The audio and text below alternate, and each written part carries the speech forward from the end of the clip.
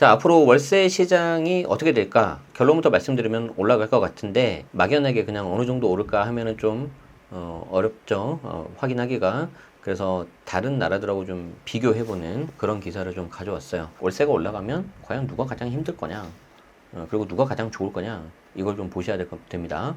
이투데이 기사를 가져왔고 5월 20날 이제 바로 어제네요. 정용욱 기자님이 작성을 하셨습니다. 자, 세계 주요 국가 도시 중 도심지 아파트 값을 월세를 비교했는데 평당 매매값입니다. 1위가 홍콩이네요. 1억 2천 평당. 2위가 싱가포르 1억 480만. 3위가 서울 9,900. 4위가 런던. 그리고 5위가 뉴욕. 야, 서울이 이렇게 높다고? 자, 그런데 이제 이건 평당 매매값이고요. 월세 보겠습니다. 월세. 침실 3개 기준. 1위 뉴욕 1220만원. 와, 엄청납니다. 2위 싱가포르 853만. 그리고 4위 홍콩 659만원. 그러니까 이제 탑3가 홍콩, 싱가포르, 서울이라고 했을 때 홍콩, 싱가포르는 앞에 있잖아요. 탑5 안에. 서울이 7위라는 거죠. 375만. 그러니까 상대적으로 이 기사를 작성하신 분 의견은 상대적으로 매매값 대비 지금 서울이 싸다. 그 말은 이제 올라갈 가능성이 높다. 이거예요. 자, 그리고 또 있습니다. 소득 대비 집값 비율 PIR이라고 있는데 프라이스 인컴 레이쇼예요. 그래서 이제 이 집값의 프라이스 그리고 나의 인컴 소득 그래서 이제 레이쇼 이제 비율인데 90제곱미터 규모 아파트 기준으로 했을 때 가장 그 격차가 큰 게 의외로 스리랑카의 콜롬보 37배. 그러니까 내가 연봉이 1억이다 그러면 37억이라는 거죠. 네팔 카트만두. 여기는 상대적으로 금액이 좀 나의 어떤 소득이 적은데 집값이 높은 거라고 좀 보셔야 될 것 같고요. 중국 베이징을 보면 34배, 거의 35배입니다. 베트남 호찌민 34배, 중국 상하이 34배. 어마어마합니다. 그 중에 한국 서울은 15위고 27배. 그러니까 내가 연봉이 1억이다 그러면 27억 이렇게 된다는 거죠. 근데 대부분 뭐 이렇게 뭐 여러분들이 SNS를 하니까 뭐 1억 그게 쉬워 보이지만 엄청 큰 돈이고요. 연봉 1억 받는 분들이 또 그렇게 많지도 않으세요. 현실적인 연봉을 보자면 뭐 5천만 원 해볼까요? 그럼 5천만 원에 27배니까 얼마입니까? 한 13억, 14억 요 정도 되는 거죠. 자, 서울 강남 아파트는 이제 특히 이제 그중에서 강남을 보는 거예요. 매매값 대비 월세가 세계 주요 도시 대비 저렴한 것으로 나타났다. 전세라는 한국만의 특수한 임대제도가 유지되고 있고 외국 대비 수요가 적은 영향으로 풀이된다. 그러니까 저는 이 의견에 굉장히 동의를 하는 게 여러분들이 뭐 전세 사기 해가지고 물론 굉장히 안 좋고 사회적으로 문제가 되는 경우도 있긴 있지만 그동안 우리나라는 전세라는 독특한 제도 때문에 상대적으로 좀 저렴한 임차를 활용할 수 있었고 또 전세의 순기능 중에 하나가 목돈을 좀 이렇게 주고 있는 거잖아요. 그래서 그걸 바탕으로 레버리지 삼아가지고 내 집만을 하는데 좀 할 수가 있었어요. 임차인 입장에서도 그렇고 임대인 입장에서도 그렇고 그리고 여기에 대해서 이제 외국 대비 수요가 적은 영향도 있는데 즉 외국인들이 와가지고 우리나라에 막 월세를 살고 이런 것들이 많이 없다는 거죠. 안젤리나 졸리 그분 와가지고 우리나라 전세 제도 보고 깜짝 놀라지 않았습니까? 이렇게 좋은 제도가 있냐? 그러니까 본인 입장에서 너무 싸고 좋다는 거죠. 사기를 안 당해봐서 그러는데 어쨌든 그렇게 돼서 상대적으로 좀 이점이 있었는데 외국 대비 수요가 앞으로 많아질까요? 적어질까요? 무조건 많아집니다. 왜 그러냐면 K 컨텐츠의 위력이 정말 대단하고 6월 되면 이제 오징어 게임 시즌 3 또 되지 않습니까? 특히 저도 이제 뭐 명동이라든지 다른 데 가보면은 외국인이 정말 많다는 걸 느껴요. 그러면 이제 이분들이 와가지고 잠깐 뭐 단기 임대 뭐 이런 것도 있겠지만 점점 이제 우리나라에 이렇게 좀 거주하거나 좀 지내는 그런 수요도 많아질 겁니다. 그러면은 이 사람들을 대상으로 월세 뭐 한 1년짜리 렌트 이런 거 많아지겠죠. 그러면 우리는 좀 뭐가 있냐면 네이버 부동산을 통해서 이제 좀 보잖아요. 호가랑 실거래가를 같이 보잖아요. 그럼 이게 막 왔다 갔다 해버려요. 제가 좀 보여드릴게요. 뭐 전세가 이렇게 있어요. 그리고 월세가 이렇게 있어요. 그리고 이제 단기 임대도 요즘에 나오고 있죠. 그런데 아직까지는 단기 임대를 가지고 서로 변환시키진 않아. 근데 전세가 예를 들어서 5억이었어. 근데 얘가 갑자기 7억을 찍어버린 거예요. 그러면 웃긴 게 뭐냐면 이 월세를 주고 있는 사람이 특히 부동산에서도 좀 그러는데 임대인들이 이거 월세 5억인데 7억이니까 이거 그러면 보증금 5억에 하고 나머지 월세 이렇게 하면 되지 않냐. 그러면 여기 차익이 얼마입니까? 2억이잖아요.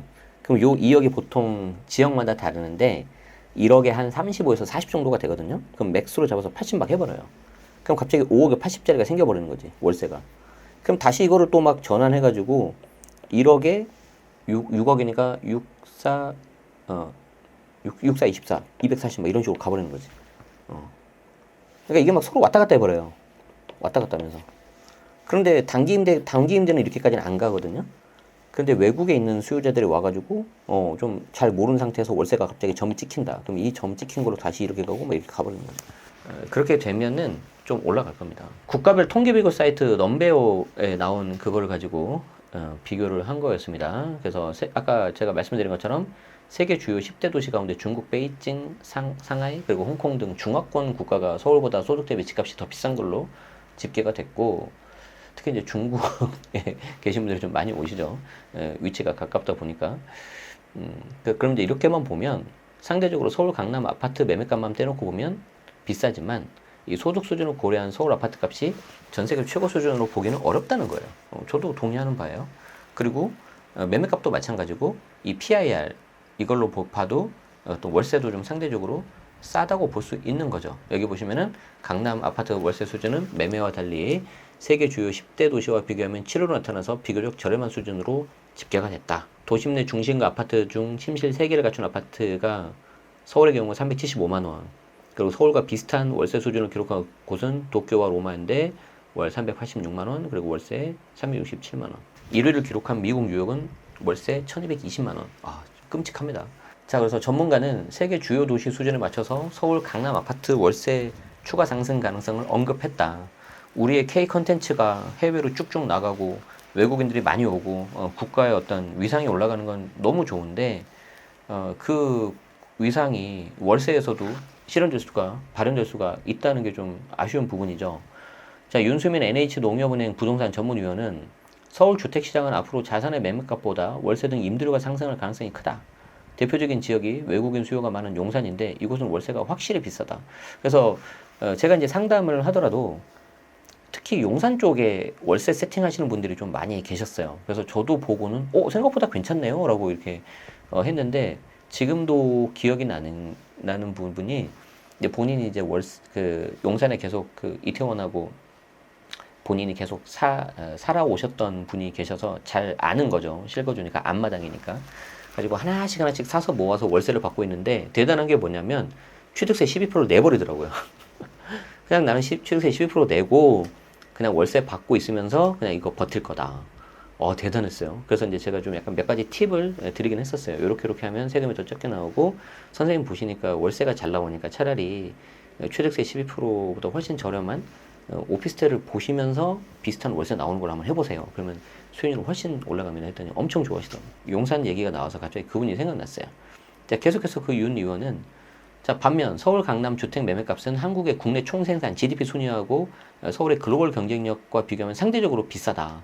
그러니까 조금 약간 오버슈팅인 거 아니냐 이런 거죠.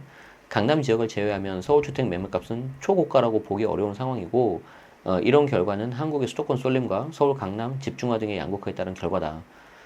그런데 이제 저는 이제 동의하지만 서울의 어떤 초고가 주택, 압구정, 반포, 뭐 한남동 이런 데는 좀 별도로 봐야 된다고 봐요. 걔들은 위에 천장이 없어. 근데 그걸 가지고 굳이 뭐 한 중상 정도 되는 아파트랑 비교했을 때 너무 비싸서 오버슈팅 됐다 이렇게 하는 게 맞을까라는 생각이 좀 들긴 들어요. 왜 그러냐면 거기는 그냥 별도의 시장이에요. 바라보는 수요자가 아예 달라요. 제가 몇 번 말씀드렸지만 제가 작년에 프라이빗한 세미나 가서 강의를 해드렸는데 이미 하나씩 다 갖고 계세요. 30대 초중반 대표님들이 개인으로 압구정 현대를. 그런데 그 법인으로 또 살려고 막 하시더라니까. 그러니까 거기에 대한 니즈가 어마어마하더라고요. 그래서 그런 것들을 보면은 그냥 아예 별도로 좀 따로 떼야 되지 않을까. 그리고 그런데 이제 우리가 항상 그 SNS가 문제죠. 그리고 우리나라 특유의 어떤 그 공동체적인 어떤 문화, 물론 그게 굉장히 큰 발전의 어떤 성장 동력이 됐지만 그게 너무 비교가 되고 같이 막 되니까 나는 왜 이런 집이 없을까 해서 막 상대적 박탈감 그렇게 느껴서 하는데, 그냥 아예 거기는 별도로 떼야 될 것 같아. 김인만 소장님 얘기도 좀 들어보죠. 최근 부동산뿐만 아니라 주식시장도 상황이 나빠서 자산가들이 모두 압구정이나 반포 성수 일대 아파트 매수에 집중하고 있다. 아까 제가 말씀드린 그 젊은 CEO 분들께서도 사업에서 번 자산이 이제 법인에 계속 유보가 돼서 남아있으니까 이게 아까운 거예요.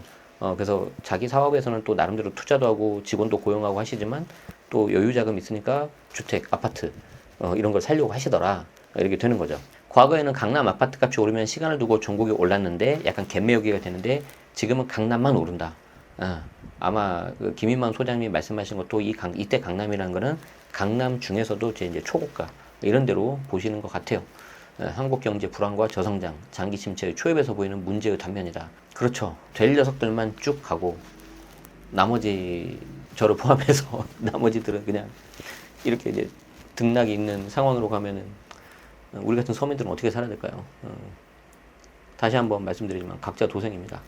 그래서 꼭 우리가 살고 있는 이 시기가 자본주의이기 때문에 이 자본주의 게임의 법칙을 빨리 이해하셔야 돼요. 가장 안타까운 케이스가 뭐냐면 뭐 저도 물론 그랬습니다만 지금도 일부는 그렇게 하고 있고 나의 가장 소중한 게 뭡니까? 나한테 있어서 시간이죠. 왜냐하면 이 시간은 길게 봤을 땐 생명이잖아요.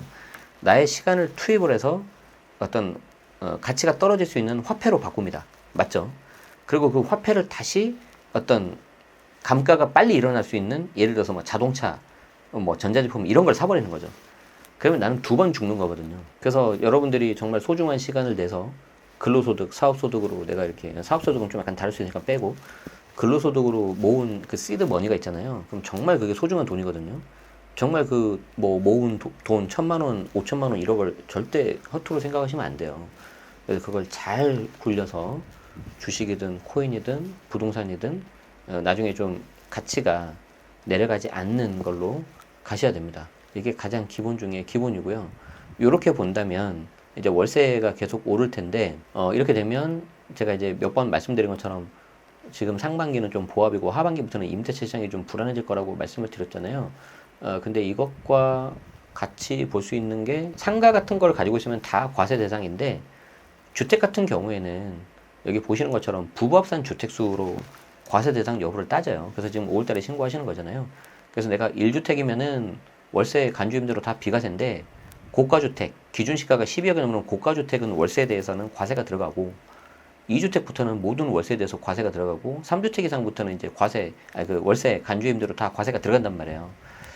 그러면은 지금 1주택을 갖고 계신 분들이 만약에 이걸 내가 세를 줬다 그러면은 고가주택이니까 고가주택인 경우에는 다 과세가 들어가 버리죠.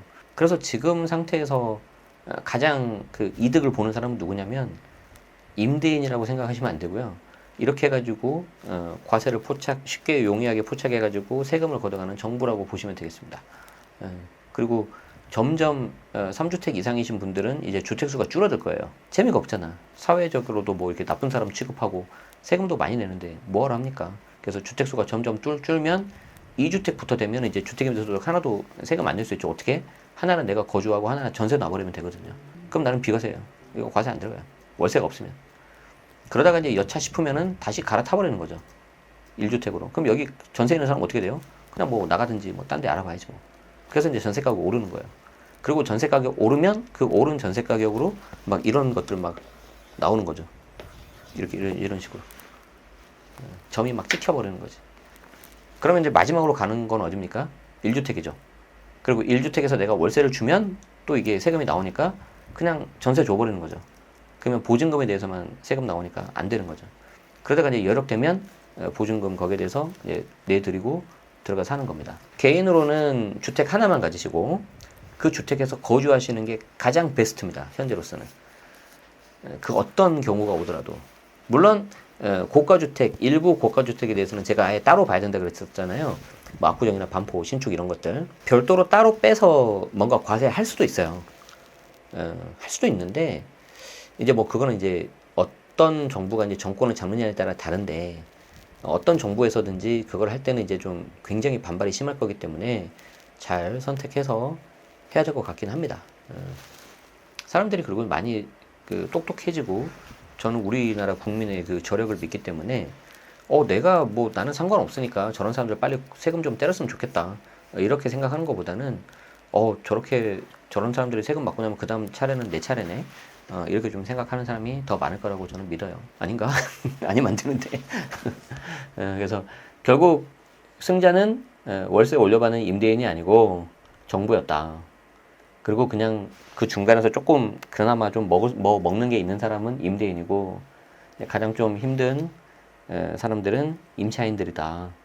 그래서 우리 임차인들은 어떻게 해야 되냐?